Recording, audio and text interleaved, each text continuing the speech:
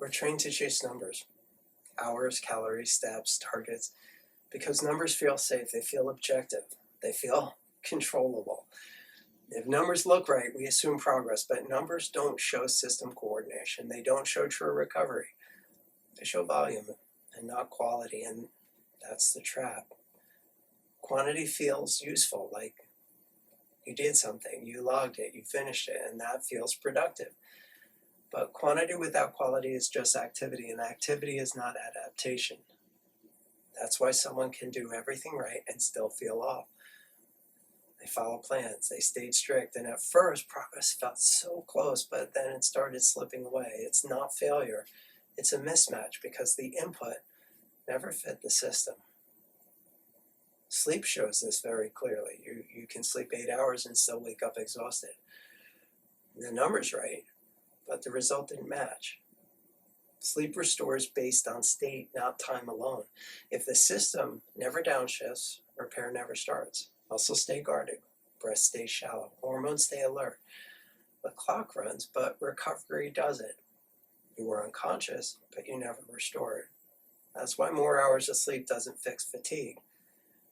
When numbers fail them, people try harder.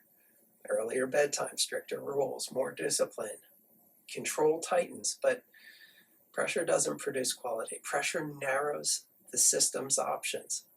The body doesn't reset when it's forced. It resets when it feels safe. Trying harder actually signals danger, so the system holds longer. Effort rises, but quality doesn't. Calories measure fuel, and that's all. They don't measure nutrition. They don't measure repair. They don't guide hormones. The body doesn't need more or less. It needs what it needs. It needs what's required. Should I build? Should I repair? Should I store? Should I protect?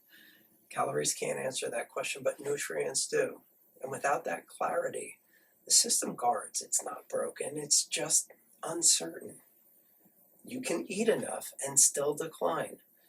It's not starvation, it's substitution. At first, nothing feels wrong. You're eating, you're compliant, but recovery slows. Energy fades, motivation drops, the body reallocates. Less repair, more protection. Hormones shift down. Output costs more. It's not failure, it's survival. Because the body's waiting for better signals. Exercise often makes the same error. Burning calories feels productive. You sweat, you push. It feels like change, but the burn ends when the movement stops. The next day, nothing really changed. Tight muscles stay tight, even with best stretches, because effort is not adaptation. Adaptation is strength. If adaptation doesn't improve, the system doesn't upgrade. Effort happened, but the reset never did. Labs, they look precise, they feel scientific. You get a number, you get a range, and everything looks normal. But normal means common, not functional. Two people with the exact same numbers can have very different lives. And labs don't measure coordination, they don't measure regulation. They capture snapshots, not behavior. Numbers aren't wrong, they're just not complete.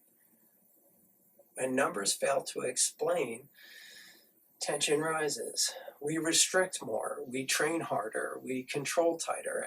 At first it feels responsible, but the system reads that as threat. Muscles brace, breathing shortens, recovery delays, protection rises, and change slows. Resistance is preservation, and the body is waiting for trust. The body doesn't want perfect. Perfect's rigid. Rigid costs energy. Perfect needs constant correction. And correction costs effort.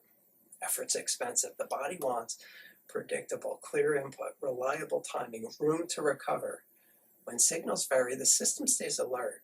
It holds tension. When signals repeat, clean and clear, trust forms. Slowly, patterns soften. Output feels easier. Nothing was forced, nothing was guarded. Precision is not force control. Force control removes variance. Precision works with it. Precision observes the body, not ideals. Precise input with sensitive timing yields better results. Precision matches readiness. Right timing lowers resistance. The right dose reduces side effects. And the right context lets change hold. Effort drops, not from laziness, but from reduced friction. Numbers are tools, not goals. They show volume, not function. Calories supply fuel, but nutrients give direction. Effort doesn't guarantee positive change. Pressure does not create recovery. The body changes when signals fit. Progress holds when precision replaces pressure. And that's the difference between doing more and doing what's right.